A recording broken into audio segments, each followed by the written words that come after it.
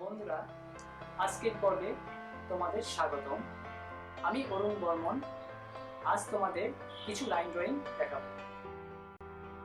এসো আমরা জেনে নেই লাইন অঙ্কন কি। লাইন শিল্প বা লাইন অঙ্কন এমন কোনো চিত্র যা একটি সাধারণ পটভূমির বিপরীতে সরল বা বাঁকা রেখার মাধ্যমে আঁকা হয়। লাইন অঙ্কনের মাধ্যমে দ্বিমাত্রিক বা ত্রিমাত্রিক বস্তু কোনো রকম ছায়া বা রঙের ক্রমবৃদ্ধি ছাড়াই আঁকা হয়। অঙ্কন শিল্পের সবচেয়ে মৌলিক উপাদান হচ্ছে এটি। লাইন অঙ্কনে বিভিন্ন ধরনের লাইন এবং এর ব্যবহার রয়েছে।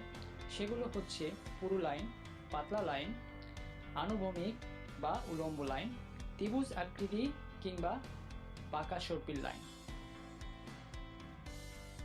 আপনি চাইলে কোনো ধরনের প্রাতিষ্ঠানিক সাহায্য ছাড়াই অঙ্কন শিখতে পারেন।